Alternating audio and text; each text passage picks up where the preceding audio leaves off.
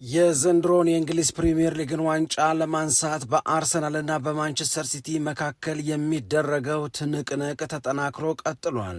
ዛሬ ሁለቱ ክለቦች ተጋጣሚዎቻቸውን በተመሳሳይ ውጤት አሸንፈዋል። ኖቲንግሃም ፎረስትን የገጠመው ማንቸስተር ሲቲ በመጨረሻ ደቂቃ ራያን ቸርኪ ባስቆጠራት ጎል ማሸነፍ ሲችል፣ አርሰናል ደግሞ ብራይተንን 2-1 በሆነ ውጤት የረታው በመጀመሪያው 45 ፍጹም የሚባል የጨዋታ ብልጫ ኖሮት በጣም ተደጋጋሚ የግብ ዕድሎችን ፈጥሮ ነገር ግን አንዱን ብቻ ወደ ጎልነት ቀይሮ ሁለተኛው 45 ላይ ደግሞ ጫና ውስጥ ገብቶ ነበር። ዴቪድ ራያ ያዳናቸው ኳሶች አርሰናል በዛሬው ጨዋታ ሙሉ 3 ነጥብ ይዞ እንዲወጣ ረድቶታል። በዛሬው የሁለቱ ክለቦች ጨዋታ ማለትም አርሰናል ብራይተንን በረታበት፣ ማንቸስተር ሲቲም ኖቲንግሃም ፎረስትን ባሸነፈበት ጨዋታ ምን አስተዋልን፣ ምን ገባን፣ ምን ተረዳን የሚለውን በዚህ ፕሮግራም ለማየት ጥረት እናደርጋለን። በሌላ በኩል በእነዚህ ሁለት ክለቦች መካከል በ2022-23 በ2023-24 እንደዚሁም ደግሞ አሁን በ2025-26 ዋንጫ የማንሳት ፉክክሩ የእግር ኳስ ወዳጆችን ቀልብ ስቧል። ባለፉት ሁለት የፉክክር ጊዜያቶቻቸው ማንቸስተር ሲቲ የበላይነትን ወስዶ ነበር። ዘንድሮስ የሚለውን ደግሞ በቀሪዎቹ 20 ጨዋታዎች እየተከታተልን ለመቀጠል ተገደናል። አሁንም በሁለቱ ክለቦች መካከል የ2 ነጥብ ልዩነት ብቻ አለ። ሰላም ጤና ይስጥልን፣ እንደምን አላችሁ የተከበራችሁና የተወደዳችሁ የሸገር ስፖርት ዊዝ አበበ ግደይ የዩቲዩብ ቻናል ቤተሰቦቻችን በያላችሁበት እጅግ አስደሳች ጊዜን እያሳለፋችሁ እንደሆነ ተስፋ እናደርጋለን። መልካሙን ሁሉ ለናንተ እንመኛለን። ታዲያ ይህንን ሸገር ስፖርት ዊዝ አበበ ግደይ የሚለውን የእኛን የዩቲዩብ ቻናል ሰብስክራይብ አድርጉ፣ የደውል ምልክቱን ተጫኑት፣ ሊንኩን ለሌሎች አጋሩና በተከታዮች ቁጥር እንድንበዛ የምንሰራቸው ፕሮግራሞችም ብዙ ሰዎች ጋር እንዲደርስ ለማድረግ ማገዛችሁን ቀጥሉ። እስካሁን ላበረታችሁን አቅም፣ ጉልበት፣ ድጋፍ ለሰጣችሁን በሙሉ እጅግ የላቀ ምስጋናችን ይድረሳችሁ እንላለን። ከልብም እናመሰግናለን። ማንቸስተር ሲቲ ዛሬ ከአርሰናል ቀደም ብሎ ጨዋታውን ያደረገ በሚያስጨንቅ ሁኔታም ቢሆን 2-1 በሆነ ውጤት ኖቲንግሃም ፎረስትን ያሸነፈ የደረጃ ሰንጠረዡን መሪነት ለተወሰኑ ጊዜያቶች መቆጣጠር ችሎ የነበረ ነው። እንዲህ ሲሆን ለመጀመሪያ ጊዜ አይደለም። ባለፈውም ከአርሰናል ይልቅ ቀድሞ ጨዋታውን አድርጎ ለተወሰኑ ሰዓታት የደረጃ ሰንጠረዡ መሪ ሆኖ ነበር። ነገር ግን አርሰናል ቀጥሎ ባደረገው ጨዋታ ስህተት ሳይሰራ ውጤታማ መሆን በመቻሉ መሪነቱን መልሶ ሲቀበለው አየን። ዛሬም የሆነው ያው ነው። ማንቸስተር ሲቲ ለተወሰኑ ሰዓታት የደረጃ ሰንጠረዡን በአንደኝነት መራ። አርሰናል ብራይተንን ሆቭ አልቢዮንን ረታና ውጤቱን አስተካክሎ የደረጃ ሰንጠረዡን አናት እንደገና ተቀመጠበት። ማንቸስተር ሲቲ የዛሬውን ጨዋታ ማሸነፉ የእውነት ለመናገር እጅግ በጣም ወሳኝ ነው። ምክንያቱም ሰሞኑንም ስንናገር እንደነበረው በ2024-25 የውድድር ዓመት ማንቸስተር ሲቲ በእንግሊዝ ፕሪሚየር ሊግ የነበረውን አጠቃላይ የተሳትፎ ሂደት አሰልጣኝ ጋርዲዮላ በቁጭት ያነሳዋል። መሆን ያልነበረበት ብሎ የሚጠቅሳቸው በመቆጨት የሚያነሳቸው በጣም ብዙ ነገሮች አሉ። እናም የማንቸስተር ሲቲን ደጋፊዎች ለመካስ በዘንድሮ የውድድር ዓመት በተጫዋቾቹ የሚሰራ ስህተት እንዲቀንስ ያላስፈላጊ የሚባሉ የውጤት መበላሸቶችም እንዲስተካከሉ ይፈልጋል። ኒውካስል ዩናይትድ በህዳር ወር 2-1 በሆነ ውጤት ካሸነፈው በኋላ ማንቸስተር ሲቲ በሚገባ እየተስተካከለ እየተሻሻለ መጥቷል። ለዚህም ነው በተከታታይ ያለፉትን 6 ጨዋታዎች በሙሉ በማሸነፍ ማንቸስተር ሲቲ በዘንድሮ የውድድር ዓመት አርሰናልን በቀላሉ የፕሪሚየር ሊጉን ዋንጫ እንዲያነሳ አይፈቅድለትም። ይልቁንም እስከ ውድድር ዓመቱ መጨረሻ ድረስ በሁለቱ ክለቦች መካከል የሚኖረው ፉክክር አጓጊ ሆኖ ይቀጥላል። እስካሁን ድረስ 18 ጨዋታዎችን ተጫውተዋል። ሁለቱም እስካሁን ድረስ ባደረጓቸው ጨዋታዎች በተመዘገበ ውጤት አርሰናል የ2 ነጥብ ብልጫን ወስዷል። ማንቸስተር ሲቲ ከጎኑ አለ እጅግ በጣም ተጠግቶት። ስለዚህ በሁለቱ ክለቦች መካከል ለሚደረገው ዋንጫ የማንሳት ፉክክር እንደ ዛሬው ባለ ጨዋታ ማንቸስተር ሲቲ ማሸነፉ ድሉ፣ ፋይዳው፣ ትርጉሙ እጅግ በጣም ብዙ ወይም ደግሞ ሰፋ ያለ ነው። ባለፉት ተከታታይ የጨዋታ ጊዜያቶች ዳይች የሚያሰለጥኗቸውን ቡድኖች መግጠም ለፔፕ ጋርዲዮላ ያን ያህል አስቸጋሪ አልነበረም። ምክንያቱም ከዚህ በፊት ዳይች የተለያዩ ክለቦችን አሰልጥኗል። ለምሳሌ በርንሌን ይዞ ነበረ፣ ኤቨርተንን አሰልጥኗል። እነዚህን ክለቦች ይዞ የጋርዲዮላን ቡድን ሲገጥም ድሉ በጣም በብዛት ለማንቸስተር ሲቲው አሰልጣኝ ለፔፕ ጋርዲዮላ ነው። ቀደም ሲል ለመጥቀስ እንደሞከር ነው 18 ጊዜ ተጋጥመዋል። ከዛሬው ጨዋታ አስቀድሞ 16 ጊዜ ማንቸስተር ሲቲን የሚያሰለጥነው ጋርዲዮላ በዳይች ላይ ውጤታማነቱን አስመዝግቧል። 2 ጊዜ አቻ ተለያይተዋል። እንግዲህ 18 ተጫውተው በ16 ተሸንፈዋል፣ በሁለቱ አቻ ወጥቷል።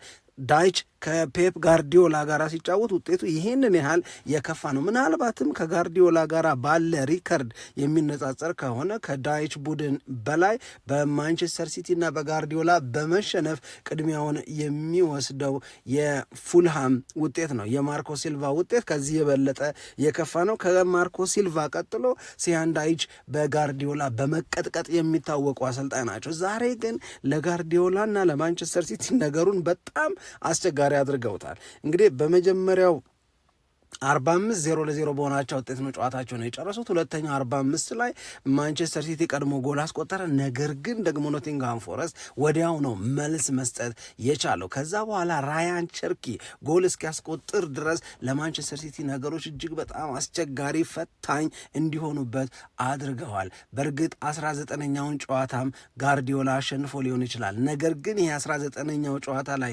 በማንቸስተር ሲቲ የተመዘገበው ድል በጭንቀት የተገኘ ነው። በፈተና ውስጥ በማለፍ የተመዘገበ 3 ነጥብ ነው። ግን ደግሞ ድሉ ማንቸስተር ሲቲ በአርሰናል ላይ ለተወሰኑ ደቂቃዎችን ቢሆን የበላይነትን የወሰደበት፣ አርሰናል ብራይተንን ካሸነፈም በኋላ ግን በሁለቱ ክለቦች መካከል ያለው ልዩነት ተጠብቆ እንዲቀጥል የረዳ ስለሆነ ፋይዳውና ትርጉሙ በጣም ትልቅ ብለን ልንጠራው የምንችለው ነው። ምናልባት ጋርዲዮላ በአሁኑ ወቅት የሚያደርጋ አንዳንድ ነገሮች ከዚህ በፊት ከራሱ ከአሰልጣኙ ባህሪ ጋር ሲነጻጸር ለየት ያለ ሆኖ ብዙ ሰዎች ይነጋገሩበታል። ለምሳሌ ጋርዲዮላ ለምንድን ነው ተመሳሳይ የመጀመሪያ 11 ተሰላፊዎችን ይዞ ወደ ሜዳ የሚገባው ነው?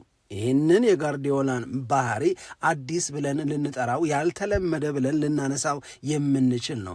ምክንያቱም ማንቸስተር ሲቲ በ2022-23 በ2023-24 ሙሉ የውድድር ዓመቱ ላይ በእያንዳንዱ ጨዋታ ቢያንስ አንድ ተጫዋች በቤስት 11 ውስጥ ቅያሪ ያደርጋል። ይሄ የጋርዲዮላ ባህሪ ነው። ስለዚህም ደግሞ ጋርዲዮላ በሚቀጥለው ጨዋታ ማንን የመጀመሪያ ተሰላፊ እንደሚያደርግ፣ ማንን ከመጀመሪያ ተሰላፊነት ውጪ እንደሚያደርግ ማንም እርግጠኛ አይደለም። ማንቸስተር ሲቲ አንፕሬዲክተብል ወይም የማይተነበይ ተብሎ የሚጠራበት አንደኛው ምክንያት በየጌሙ በየጨዋታው አሰልጣኙ ቤስት 11ን በተወሰነ ደረጃ ቢያንስ በአንድ ተጫዋችም ቢሆን ይቀይራል። በዘንድሮ የውድድር ዓመት ግን ጋርዲዮላ የተለየ ነገር እያደረገ ነው የሚገኘው።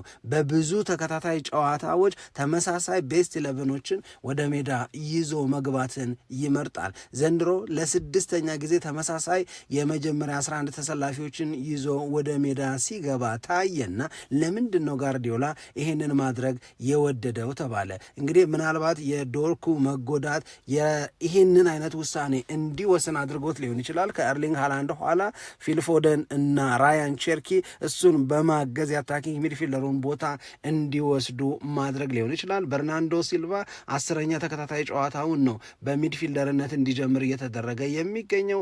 ጎንዛሌዝንም ብንወስድ በጣም ብዙ ተጫዋቾች በተከታታይ ተደጋጋሚ የመጀመሪያ ተሰላፊነትን እድል እየተሰጣቸው ነው የሚገኙት። ኦፍኮርስ ማንቸስተር ሲቲ ይህንን በማድረጉ ወይም ጋርዲዮላ ይህንን በመወሰኑ እስካሁን ድረስ ማንቸስተር ሲቲ ሲጎዳ አላየነውም። ፉልባኮቹም ተመሳሳይ ናቸው፣ ሴንተር ባኮቹም እንደዛው ተመሳሳይ ናቸው። ስለዚህ ይሄ የማንቸስተር ሲቲን ውጤታማነት ስላመጣ ተብሎ የተያዘ አቋም ከሆነ በሚቀጥሉት ጊዜያቶች እንደዚሁ ይጸናሉ፣ እንደዚሁ ይቀጥላሉ የሚል የሚለውን እናያለን። ለማንኛውም ተጨንቆም ቢሆን ማንቸስተር ሲቲ 2-1 በሆነ ውጤት አሸንፏል። አሁንም በአርሰናል እና በማንቸስተር ሲቲ መካከል ያለው የነጥብ ልዩነት እዛው 2 ሆኖ ይቀጥላል። ደግሞ ከሁለቱ የማንቸስተር ሲቲና የኖቲንግሃም ፎረስት ጨዋታ በኋላ አርሰናል በኤምሬትስ ስቴዲየም ብራይተንን ሆቭ አልቢዮንን ሲያስተናግድ አየን። ይሄ ጨዋታ አርሰናል 2-1 በሆነ ውጤት ያሸነፈበት የደረጃ ሰንጠረዥ መሪነቱን መልሶ የተረከበበት ብዙ ልንነጋገርበት ብዙ ልንማርበት የሚገባ ጨዋታ ነበር። ኤምሬትስ ስቴዲየም ላይ አርሰናል በመጀመሪያው የጨዋታ ምዕራፍ ወይም ፈርስት ሃፍ ላይ እንደውም ከጨዋታው ጋር በተያዘ ነጥቦችን ከማንሳታችን አስቀድመን ልናነሳ የሚገባን አርቴታ ምንድን ነው እያደረገ ያለው የሚል ጥያቄን የፈጠረ ከተጫዋቾች ምርጫ ጋር የተያያዘውን ጉዳይ እናንሳ። አስተውላችሁ ከሆነ ያልተጠበቀ ይሆናል ብለን ያላሰብነውን የተጫዋቾች አሰላለፍ አርቴታ ወደ ሜዳ ተግባራዊ አድርጎት ይዞት ገብቷል። ለምሳሌ ከጨዋታው አስቀድሞ ጁሪያን ቲምበር ሙሉ በሙሉ ከስኳድ ውጪ እንዲሆን ተደረገ። ይሄ የሆነበት ዋነኛው ምክንያት ጁሪያን ቲምበር ለጊዜው ያልተብራራ በደንብ ያልተገለጸ ግን ከጨዋታ ውጪ የሚያደርግ ጉዳት አጋጥሞታል ነው የመጀመሪያው ነጥብ እሱ ነው። ሁለተኛው ጨዋታው ከመጀመሩ በፊት ከጁሪያን ቲምበር ውጪ ያሉ ለጨዋታው ዝግጁ የሆኑ ተጫዋቾች ዝርዝር ውስጥ የነበረው ሪካርዶ ካላፊዮሪ እያሟሟቀ ያለ ጉዳት አጋጠመው። ስለዚህ የሪካርዶ ካላፊዮሪ በማሟሟቅ ሂደት ላይ ጉዳት ሲያጋጠመው አርሰናል ቤስት 11ን ለመቀየር አርቴታ ውሳኔውን ለማስተካከል ተገደደ። ይህንን በሚያደርግበት ሰዓት ላይ ሪካርዶ ካላፊዮሪ ስለተጎዳ ስኬሊ በዛ ቦታ እንዲጫወት ተደረገ። ከዛ በኋላ ደግሞ በቀኝ መስመር በኩል የነበረውን የመከላከል ስራ ጁሪያን ቲምበር ስለማይሰራ ወይም ሊሰራው ስለማይችል ስለተጎዳ እሱም ከጨዋታ ወይም ሙሉ በሙሉ ከስኳዱ ውጪ ስለሆነ ብዙ ሰዎች ገምተው የነበሩት ቶማስ ፓርቴይን እንደዛ በመቀየር ሚና በመቀየር የሚና ለውጥ በማድረግ በቀኝ መስመር ተከላካይነት ወይም በመስመር ተከላካይነት ሲጠቀመው እንደነበረው ዙቢሜንዲን በመስመር ተከላካይነት ዛሬ ሊጠቀመው ይችላል ነው። ጁሪያን ቲምበር ከሌለ ያንን ሊያደርግ ይችላል ተብሎ ተገምቶ ነበር። ነገር ግን አርቴታ ያልተጠበቀውን አደረገ። ዴክላን ራይስን ራይት ባክ አድርጎት ወይም የቀይ መስመር ተከላካይ ቦታ ላይ እንዲጫወት አደረገ። የእውነት ለመናገር ለዴክላን ራይስ ዘንድሮ ምን አይነት የቁልምጫ ቃላት መጠቀም እንደሚቻል አላውቅም። እንግዲህ ዴክላን ራይስ በ6 ቁጥር ቦታ የተወሰኑ አገልግሎቶችን ሰጥቷል። እንደ 8 ቁጥር ደግሞ ቦክስ ቱ ቦክስ ሚድፊልደር ሆኖ ተጫውቷል። ዛሬ ደግሞ የቀኝ መስመር ተከላካይ ሆኖ ሲሰራ የነበረውን ስራ የእውነት ለመናገር በቃ ከቃላት በላይ ነው። በጣም በቃ የአርሰናል እጅግ በጣም የበዛ አገልግሎት እየሰጠ ያለው ወሳኙ ተጫዋች ዴክላን ራይስ ነው ብለን ልንናገር እንችላለን። ስለዚህ ብዙዎቻችሁ ዴክላን ራይስን ለምንድን ነው ራይት ባክ ላይ የተጠቀመበት ካላችሁ በድንገት በተጫዋቾቹ ላይ ባጋጠመ የህመምና የጉዳት ጉዳይ ነው አርቴታ እንደዚህ ያለውን አሰላለፍ ይዞ ለመግባት የተገደደው። ግን አንዳንዴ እንደነዚህ ያሉ ውሳኔዎች ሲወሰኑ ያለሚናቸው ያልተጠበቀ ቦታ ላይ ኃላፊነት ሲሰጣቸው ዴክላን ራይስን አይነት ተጫዋቾች የሚያደርጉትን ነገር ከታየ በኋላ የእውነት ለመናገር በቃ ይሄ ለመደነቅ ስንል የተሰጠን አይነት ነገር አድርጌ ነው የምወስደው። በዴክላን ራይስ እንድንደነቅ እንድንገረም ምን አይነት ሰው ነው ምን አይነት ልጅ ነው ብለን እንድናወራ የሚያስገድድ ይመስለኛል። ሌላው ከግለሰብ ተጫዋቾች ጋር በተያያዘ በበጎ ሰዎችን ማንሳት ከጀመረን እኔ ኦዲጋርድን በተወሰነ ደረጃ አድንቆ መናገር የሚገባ ይመስለኛል። እንግዲህ ኦዲጋርድ በዘንድሮ የውድድር ዓመት ለመጀመሪያ ጊዜ ነው ጎል ያገባው። ኦዲጋርድ ለመጨረሻ ጊዜ ለአርሰናል በፕሪሚየር ሊጉ ጎል ያገባው ባለፈው የውድድር ዓመቱ የመጨረሻ ጨዋታዎች አካባቢ ነው። ከዛ በኋላ በዘንድሮ የውድድር ዓመት ለአርሰናል ጎል ማስቆጠር አልቻለም። ኦዲጋርድ ግን ደግሞ አሁን ከጨዋታ የበለጠ እየተሻሻለ ከጨዋታ በጨዋታ የበለጠ ጥሩ የሆነ ነው። ከተወሰኑ ጊዜያቶች በፊት እኮ ከኦዲጋርድ ጋር በተያዘ ይሰነዘሩ የነበሩትን ትችቶች ሁላችንም እናስታውሳለን። ኳሶችን ወደ እሱ በሚላኩበት ጊዜ ንክኪ ያበዛል፣ ኢፌክቲቭነሱ በጣም ቀንሷል፣ ኳሶችን በተደጋጋሚ ከመንካት ይልቅ ወደ ግብ ለምን አይሞክራቸውም? ከዚህ በፊት በበጎ ይነሳ የነበረው የእሱ የፕሬሲንግ አቅም ወይም የአርሰናል የፕሬሲንግ መሪ ተደርጎ ይወሰድ የነበረው ነገሩ በሙሉ ተቀዛቅዟል እና አሪፉን አቅሙን አሪፉን ኦዲጋርድን እያጣናው ከሆነ እዛ ቦታ ላይ ከኦዲጋርድ ይልቅ ኢዜ ለምን አይገባም ብለው ሰዎች መሞገት እኮ ጀምረው ነበር። ነገር ግን አሁን ዛሬ ያየነው ኦዲጋርድ ከሆነ ግን አርቴታ በእያንዳንዱ ጨዋታ ይህንን ልጅ ማጣት የሚፈልግ አይመስለኝም። ምክንያቱም ፕሬሲንግ ላይ አይታችሁ ከሆነ ራሱ ላገባው ጎል የአርሰናል ተጫዋቾች በብራይተን ተጫዋቾች ላይ ጫናን እንዲያሳድሩ እንዴት ሲያስተባብር እንደነበረ፣ የአርሰናልን የፕሬሲንግ አቅም እንዴት ይመራ እንደነበረ፣ ከዚህ በፊት በሰዎች ይሰጡበት የነበረውን አስተያየት እንዴት እንዳረመው፣ ከቡካዮ ሳካ የተቀበለውን ኳስ መጥቶ በጎል አርሰናል መሪ እንዲሆን ሲያደርግ ኦዲጋርድ እየተመለሰ ነው የሚል ጥያቄን የሚያስነሳ ነው እና ኦዲጋርድ ህይወት በጣም አሪፍ ነበረ በዛሬው ጨዋታ ላይ። ለዛም ይመስለኛል ጨዋታው ከተጠናቀቀ በኋላ ከጋዜጠኞች የቀረበለት ጥያቄ ከመቸገር ወደ መሻሻል፣ ከማቃት ወደ ውጤታማነት እየመጣ ነው፣ ይህ ለአንተ ምን ትርጉም አለው ብለው የጠየቁት ለዛ ይመስለኛል። አዎ አውቀው ነበረ የተወሰኑ የምፈልጋቸውን ነገሮች ከማድረግ አንጻር ውስንነቶች ነበሩብኝ፣ ነገር ግን ያንን ለማሻሻል ከፍተኛ የሚባል ስራን ስሰራ ቆይቻለሁ። ስሰራ የነበረው ስራ ሳደርግ የነበረው ጥረት በልምምድ ወቅት ስለፋ የነበረው መልፋት እንዲህ እንደ ዛሬው ባለ ጨዋታ ላይ ሲከፍለኝ ሳይ እጅግ በጣም አስደስቶኛል፣ በጣም ጥሩ ስሜትም ፈጥሮብኛል የሚል አስተያየትን ሰጥቷል። ሶስተኛው መደነቅ አለበት ብዬ የማስበው ምናልባት አርቴታ ከግምት ውስጥ ሊያስገባው ይገባል ብዬ የምለው የማርቲኔሊን ጉዳይ ነው። እውነት ለመናገር ጋብርኤል ማርቲኔሊ በአርሰናል ቤት ከተወቀሱ በትክክልም ተቀያሪ ወንበር ላይ እንዲቀመጡ በመደረጋቸው ስንስማማባቸው ከነበሩ ተጫዋቾች መካከል አንደኛው ነው። ይሄ ተጫዋች ግን ሰሞኑን በተለይ ባለፉት ወደ 3 አካባቢ የሚደርሱ ወይም 4 አካባቢ ጨዋታዎች ላይ የሚሰጠውን እድል በጣም በሚያስደንቅ ሁኔታ ከሚጠቀሙ ተጫዋቾች መካከል አንደኛው ማርቲኔሊ ነው። ይህንን ልጅ ሰፋ ላለ ደቂቃ መጠቀም መጀመር የለበትም ወይ አርቴታ የሚል ጥያቄን በእኔ በኩል ፈጥሮብኛል። ምክንያቱም እሱ ዛሬም ተቀይሮ ከገባ በኋላ በብራይተን ኤንድ ሆቭ አልቢዮን ተወስዶ የነበረው ብልጫ፣ ብራይተን ኤንድ ሆቭ አልቢዮን አርሰናል ላይ ፈጥሮት የነበረው ስጋት፣ በጣም በተደጋጋሚ ወደ አርሰናል የግብ ክልል የመድረስ አቅማቸው፣ በተለይ ደግሞ የተደረገው ያ የግብ ሙከራና ዴቪድ ራያ እንዴት አዳነው የምንለው ልክ ብራይተን የመጀመሪያውን ጎል 63ኛው 64ኛው ደቂቃ ላይ ካገባ በኋላ አርሰናል በጣም ከፍተኛ በሚባል ጫና ውስጥ ገብቶ ነበር። ብራይተን ኤንድ ሆቭ አልቢዮን በመጀመሪያው 45 ምንም ማድረግ አይችልም ያልነው ቡድን በሁለተኛው 45 የበለጠ አንሰራርቶ አርሰናልን ጫና ውስጥ ከቶ ሁለተኛ ጎል እንደሚያገባ እርግጠኛ መስሎ ነበር። ያንን ጫና በማርገብ ይልቁንም ደግሞ ሪቨርስ በማድረግ ረገድ እኔ የማርቲኔሊ ተቀይሮ መግባት በጣም ከፍተኛ አስተዋጽኦ ነበረው። ገና ተቀይሮ እንደገባ ይፈጥራቸው የነበሩ የግብ ዕድሎች፣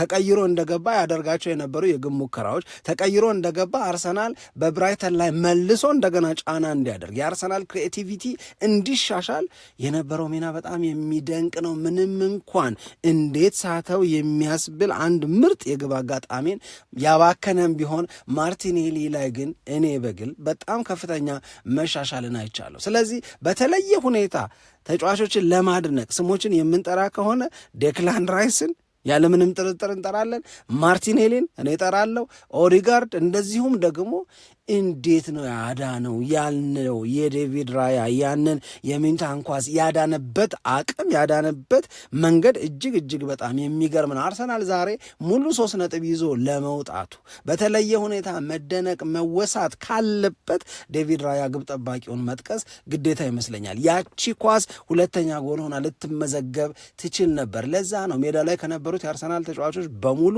እጅግ የላቀውን ማርክ ያገኘው አሁንም ግብ ጠባቂው ዴቪድ ራያ ነው። ሌላ መነሳት ያለበት ነገር ግን አርሰናል በመጀመሪያው 45 የነበረው ብልጫ ለምን በ1-0 ብቻ መሪነት ተጠናቀቀ? ለምን በአንድ ጎል ብቻ ተገደበ? ይህንን ከዚህ በፊትም አንስተናል። አርሰናል በጠባብ ውጤት አሸነፈ፣ አስጨናቂ ነበረ፣ ብራይተን ወይም ተጋጣሚ ጎል የሚያገባበት ይመስል ነበረ። እሱ አይደለም የሚያስጨንቀኝ። የሚያስጨንቅ የሚመስለኝ ወይም ሌሰን ሊወሰድበት ይገባል ብዬ የማምነው የሚፈጠሩ የግብ ዕድሎች ለምንድነው ጎል የማይሆኑት? ለምንድነው አርሰናል ብልጫ በነበረው ጊዜ ተደጋጋሚ የግብ ሙከራዎችን ባደረገ ጊዜ ለምንድነው ተደጋጋሚ ጎሎችን የማያስቆጥረው? ለምንድነው ውጤቱን የበለጠ አስተማማኝ የማያደርገው? ለምንድነው ራሱን ከሁለተኛው 45 አስጨናቂ ስሜት የማያድነው የሚል ጥያቄን ነው እኔ እማነሳው። አሁንም በዛሬውም ጨዋታ ይህንን ነገር አይተናል። የመጀመሪያው 45 ላይ አርሰናል ወደ 15 የግብ ሙከራዎችን አድርገዋል። 5 ኢላማቸውን የጠበቁ ሙከራዎችን ወይም ደግሞ ኦን ታርጌት የነበሩ ሙከራዎችን አድርገዋል። በሌላ በኩል ብራይተን ኤንድ ሆቭ አልቢዮን ምንም ማድረግ እንዳይችል ሙሉ በሙሉ ተቆጣጥሮታል። ይሄንን ያህል እነሱ ምንም ማድረግ እንዳይችሉ እነኛ ደግሞ ወይም አርሰናሎች ደግሞ በጣም ተደጋጋሚ በሚባል መጠን ወደ ብራይተን የግብ ክልል ከደረሱ የግብ ሙከራዎችን ካደረጉ የብራይተኑ ግብ ጠባቂ የሚወስዳቸው ሪስኮችና ሪስክ ሲወስድ ይሰራቸው የነበሩትን ስህተቶች ተጠቅሞ ከአንድ በላይ 2-3 ጎሎችን ማስቆጠር ይቻል የነበረበትን አጋጣሚ መጠቀም አለመቻል ነው ሁለተኛው 45 ላይ ያንን የጭንቀት ስሜት ያመጣው። ዘንድሮ ለመጀመሪያ ጊዜ አይደለም እንደዚህ እየሆነ ያለው፣ ሰንደርላንድ ጋር ሆኗል። የመጨረሻው ደቂቃ ላይ ጎል ገብቶበት አርሰናል 2 ነጥብ ጥሏል። በአስቶን ቪላ የመጨረሻ ደቂቃ ላይ ጎል ገብቶበት 2-1 ተሸንፏል። ከኤቨርተን ጋር የሆነውን ቼልሲ፣ እንደዚሁም ወልቭስ፣ ዛሬ ደግሞ ብራይተን፣ እነዚህ ሁሉ ተጋጣሚዎች አርሰናልን እስከ መጨረሻው ደቂቃ የሞገቱ የአርሰናልን ድል በሰቀቀን ውስጥ ታልፎ የሚገኝ እንዲሆን ያስገደዱ ናቸው። ስለዚህ አርሰናል ለምን እንደዚህ ያለ ጭንቀት ውስጥ ገባ ያልን እንደሆነ የተሻለ እንቅስቃሴ በሚያደርግባቸው ቅጽበቶች ወይም ሞመንተሙ ጥሩ በሚሆንበት ሰዓት ላይ አርሰናል ተደጋጋሚ ጎሎችን አያስቆጥርም። ዛሬስ ምንድን ነው ልንናገር የምንችለው? አባካኝነቱን ነው ልንናገር የምንችለው፣ በተለይ የመጀመሪያው 45 ላይ። ስለዚህ ሁለተኛው 45 ላይ ልክ የመጀመሪያውን ጎል ብራይተን ካገባ በኋላ ብራይተን አስፈሪ ሆኖ መጣ። አርሰናል ጭንቀት ውስጥ ገባ። የአርሰናል ደጋፊዎች በኤምሬትስ ስቴዲየም ውስጥ የነበሩት ዛሬም የሚል ስሜት ተፈጠረባቸው። ቅድም በጠቀስናቸው ጨዋታዎች ላይ የሆነው ነገር ዛሬም ይሆናል ብለው ሰጉ። ስለዚህ አርሰናልን እያደነቅን ግን ደግሞ የጭንቀት ስሜት ውስጥ ደጋፊዎችን እየከተተ እንደገና ወይ ዛሬ ወይ ነገ ዋጋ ይከፍል ሊሆን የሚል አይነት ስሜትን እየፈጠረ አይደለም መሄድ ያለበት። አርሰናል ማድረግ ያለበት ድሉን አስተማማኝ ለማድረግ ምቹ ሁኔታ ሲፈጠር በደንብ ሊጠቀምበት ይገባል። ጎሎችን ማስቆጠር መቻል አለበት። አሁንም አርሰናል ተጨማሪ የጎል ምንጮችን መፍጠር መቻል አለበት። ከነ ቪክቶር ዮኬሬሽ የሚገኘው አገልግሎት አሁንም እጅግ በጣም ደካማ ነው። አሁንም እጅግ በጣም ያነሰ ነው። እነ ጋብርኤል ሄሱስ ተቀይረው ከገቡ በኋላ ጫና ለመፍጠር የበለጠ የተሻለ ነገር አድርገው ሊሆን ይችላል። ነገር ግን አሁንም እያነሳን ያለነው ጎሎችን ማስቆጠር መቻል አለባቸው። አርሰናል ዛሬም የብራይተን ኤንድ ሆቭ አልቢዮን ተጫዋች ራሱ ላይ ጎል አስቆጥሮለታል። እንደነዚህ ያሉ ነገሮች እስከ ወዲያኛው ድረስ እንዳስተማማኝ የድል ምንጭ ተደርገው ሊወሰዱ ስለማይችሉ ፈርስታፍ ላይ የነበረውን ሙሉ ለሙሉ ከፍተኛ የሚባለውን ብልጫ ወደ ውጤት መቀየር፣ ወደ አስተማማኝ ድል ማምጣት ይጠበቅበታል። አለበለዚያ አርቴታ ላይ ስናየው የነበረው ጭንቀት፣ ደጋፊዎቹ ላይ ስናየው የነበረው ስጋት በሚቀጥሉት ጨዋታዎችም ላይ ደግሞ ሊቀጥል ነው። አንርሳ፣ ቀጣዩ የአርሰናል ተጋጣሚ አስቶን ቪላ ነው። ቀጣዩ ጨዋታ የበለጠ አስቸጋሪ የበለጠ ፈታኝ እየሆነ ሊመጣ ይችላል። ስለዚህ ከወዲሁ ሊታረሙ የሚገባቸው ነገሮች አሉ። ድልን አስተማማኝ ማድረግን አርሰናል መማር አለበት። አርሰናል ያምራልም ያስጨንቃልም። ግን ደግሞ ዛሬ አርሰናል 2-1 በሆነ ውጤት አሸንፎ የደረጃ ሰንጠረዡን መሪነት ከማንቸስተር ሲቲ መልሶ መንጠቁ ሳይሆን የበለጠ አስደሳች የሆነላቸው የአርሰናል ደጋፊዎች የጋብርኤል ማግሃሌሽ ተመልሶ መግባት ነው። ዛሬ ተቀይሮ ወደ ሜዳ ገብቷል። ከገባ በኋላ የማዕዘን ምት አርሰናል ሲያገኝ ያንን ለመጠቀም የሚደረገው ጥረት ላይ የነበረው አስተዋጽኦ ቡድኑን በመምራት ረገድ የመከላከል ስራውን በተሻለ መንገድ እንዲከናወን ያደርግ የነበረው ጥረት በሙሉ በቃ ቢጋቢ ተመልሷል። የዚህ ልጅ መመለስ የመጪዎቹ ጨዋታ ላይ የራስ መተማመንን ስሜት ከፍ ያደርጋል የሚል ስሜት ተፈጥሮባቸዋል። ስለዚህ ትልቁ በጣም በብዙዎች ዘንድ የሚወደደው ገና ሲያሟሙቅ በኤምሬትስ ስቴዲየም እንዴት ያለ ድጋፍ ሲሰጠው እንደነበረ ላየን ሰዎች የዚህ ተጫዋች መመለስ ትርጉሙ ለአርሰናል ምን ያህል ከፍ ያለ እንደሆነ ተረድተናል፣ ገብቶናል። ለማንኛውም ትንቅንቁ ቀጥሏል። የዘንድሮው ልዩ ነው። አርሰናል አንደኛ፣ ማንቸስተር ሲቲ ሁለተኛ። በሁለቱ ክለቦች መካከል 2 ነጥብ ብቻ ነው ልዩነቱን የፈጠረው። በ2022/23 ተናንቀው ማንቸስተር ሲቲ ድል አድርጓል። በ2023/24 ተናነቁ፣ ማንቸስተር ሲቲ ድል ማድረጉን ደገመ። አሁንም በሁለቱ መካከል እስከ መጨረሻው ታላቅ ትንቅንቅን የምናይ ይመስለኛል። ማን የበላይነቱን ይወስዳል፣ ማን የመጨረሻውን ሳቅ ይስቃል የሚለው ግን የሁላችንም ጉጉት ነውና ኖረን እንየው እንላለን። አብራችሁን ስለነበራችሁ እጅግ በጣም አድርገን እናመሰግናለን። በያላችሁበት ሰላም ለናንተ ይሁን። ይህንን የእኛን ቻናል ሰብስክራይብ አድርጉት፣ የደውል ምልክቱን ተጫኑት፣ ሊንኩን ለሌሎች ማጋራታችሁንም አትርሱ እንላለን። ለድጋፋችሁ እናመሰግናለን። ኢትዮጵያ ለዘለዓለም ትኖር።